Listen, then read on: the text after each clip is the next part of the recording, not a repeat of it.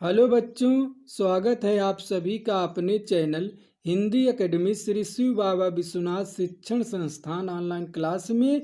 जैसा कि पिछले वीडियो में मैं आप लोग को गोस्वामी तुलसीदास द्वारा रचित वन पथ पर शीर्षक जो कवितावली अयोध्या कांड से लिया गया है, उसमें मैं आप लोग को पहला, दूसरा, तीसरा यानी कि 3 पद्यांश पढ़ा करके पूर्ण रूप से समाप्त कर चुके हैं। शायद हम आशा भी करते हैं कि आप लोग वीडियो को जरूर देखे होंगे और आप लोग उनकी व्याख्या को कॉपी पर नोट कर लिए होंगे। तो आइए आज हम वन पथ पर शीर्षक का चौथा पद्यांश सर्वप्रथम पढ़ते हैं, फिर उसके बाद मैं आपको उसका प्रसंग बताते हैं, फिर उसके बाद मैं आपको उसकी व्याख्या करके बताते हैं। तो चलिए अब वीडियो को शुरू करते हैं। क्या लिखा गया है? शीश जटा उर्बाहु विशाल, बिलोचन लाल तिरछी सी भवें, तून सरासन बाण धरे, तुलसी बन मार्ग में सुट सोहें, सादर बारह बार सुभाय, चिते तुम त्यों हमरो मन मोहे, पूछत ग्राम बधू सिये सो, कहो सांवरे से सखी रावरे को।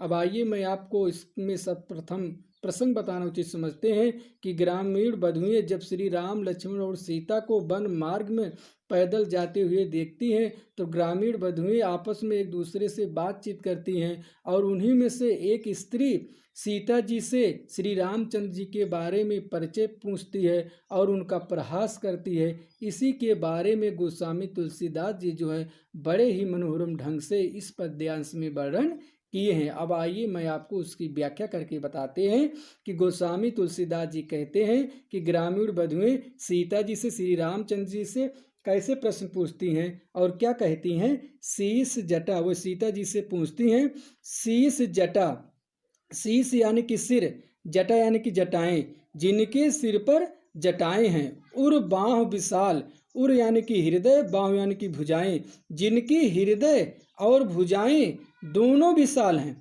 बिलोचन लाल, बिलोचन यानी कि नेत्र, और जिनकी नेत्र लाल हैं। तिरछी सी भवें, और जिनकी भवें तिरछी सी हैं। तून सरासन बाण धरे, तून सरासन यानी कि तरकस, जो तरकस में बाण को धरे हुए यानी कि रखे हुए हैं। तुलसी बन मारक में सुट सोहें, तुलसीदास जी कहते हैं कि ये ग्रामीण स्त्रियां सीता जी से कहती हैं वन मार्ग में सुट सोहे, जो वन मार्ग में सुठ यानी कि बहुत ही अच्छे तरह से देखने में, सोहे यानी कि सुशोभित हो रहे हैं, जो वन मार्ग में पैदल चल रहे हैं और देखने में बहुत ही अच्छे तरह से सुशोभित हो रहे हैं। सादर बारह बार सुभाय चिते, फिर वह आगे पूछते हैं श्री सीता जी से सादर बारह बार सुभाय, जो सादर यानी कि बहुत आदर के साथ, बारह बार यानी कि बार बार, सुभाय यानी कि बहुत अच्छे तरह से, चिते यानी तुमको देखते हैं, जो आदर के साथ बार बार मुड़ करके पीछे तुम्हें बहुत अच्छी दृष्टि से देखते हैं। त्यों हमरो मन मोहे, वो तो हमारे मन को भी मोह ले रहे हैं।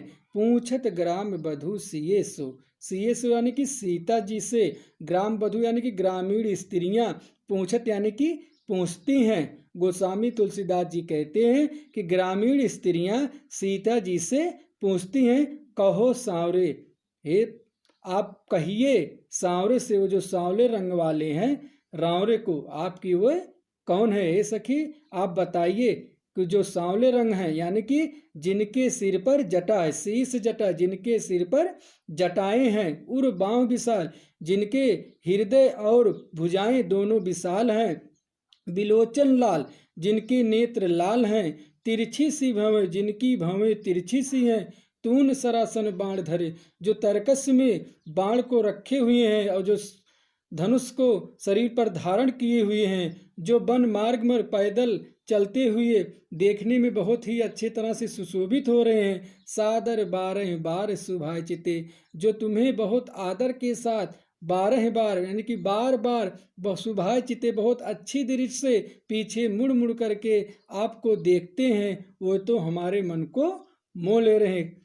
सखी रावरे, कहो सांवरे से सखी रावरे, तो आप बताइए सखी वो जो सांवले रंग वाले हैं रावरे को, यानी कि वो आपके कौन हैं। यदि इसमें अलंकार की बात किया जाए तो इसमें बाह विशाल विलोचन में अनुप्रास अलंकार है। यदि छंद की बात किया जाए तो इसमें गोस्वामी तुलसीदास जी जो है सवैये छंद का प्रयोग किए हैं।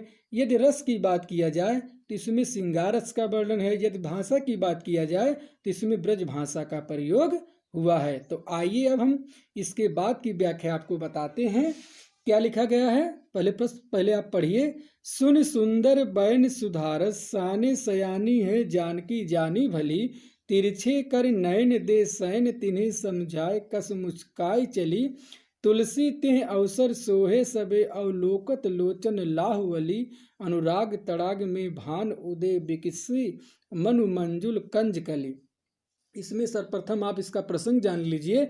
जब ग्रामीण स्त्रियां सीता जी से श्री रामचंद्र जी के बारे में परिचय पूछती हैं कि आपके कौन हैं, तो उनका जवाब देती हैं, उसी के बारे में इसमें गोस्वामी तुलसीदास जी जो हैं बड़े ही मनोरम ढंग से वर्णन किए हैं। अब आइए आपको हम व्याख्या बताते हैं। सुन सुंदर बैन सुधारस, साने सयानी है जानकी।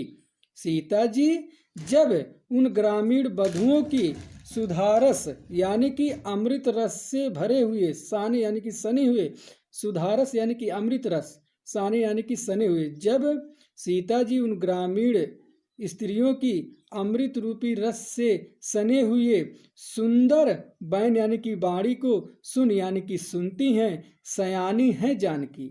तो जानकी जी जो हैं सयानी हैं यानी कि बहुत चतुर हैं। जानी भली, वे भली प्रकार से जान जाती हैं, समझ जाती हैं कि ये क्या पूछना चाहती हैं।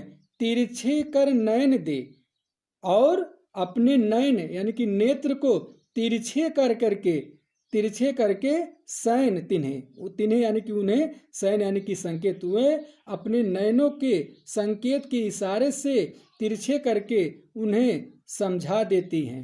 कहने का मतलब ये है कि यही मेरे पति हैं। तात्पर्य यह है कि जो लज्जाशील औरत रहती हैं वे अपने पति का नाम लेना पसंद नहीं करती, वे अपने पति का नाम लेती नहीं है। इसलिए यहाँ पर जो है सीता जी अपने नयनों को तिरछे करके संकेत दे करके उन ग्रामीण स्त्रियों को समझा करके और कुछ मुस्काए चले और कुछ मुस्कुरा करके आगे बढ़ करके चली जाती हैं और यही कह देती हैं कि ये मेरे पति हैं। वो नयनों के संकेत से समझा देती हैं कि यही मेरे पति हैं। तुलसी तेह अवसर सोहे सबे, अवलोकत लोचन लाहवली। अली यानी कि सखिया, लाह यानी कि लाभ, लोचन यानी कि नेत्र, अवलोकत यानी कि देखती हैं।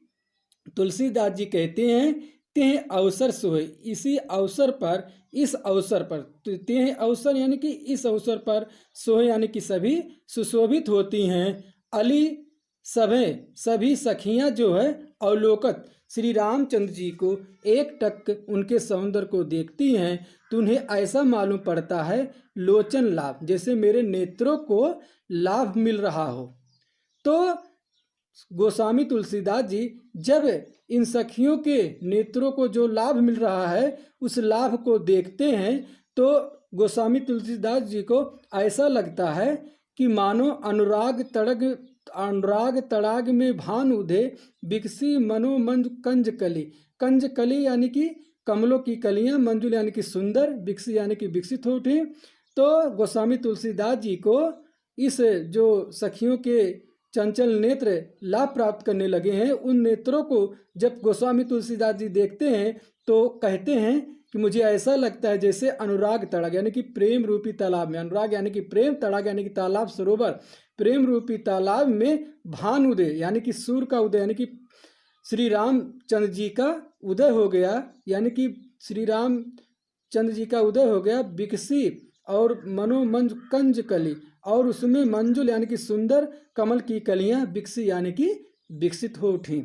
आइए एक बार पुनः मैं आपको फिर से बताते हैं कि फिर से व्याख्या बताते हैं कि ग्रामीण वधुएं जब सीता जी से श्री रामचंद्र के बारे में परिचय पूछती हैं तो सीता जी बहुत अच्छी तरह से जान जाती हैं। तो उनके जवाब को वो देते हुए कहती हैं, सुन सुंदर बैन सुधारस, सायने जानी जानकी भली।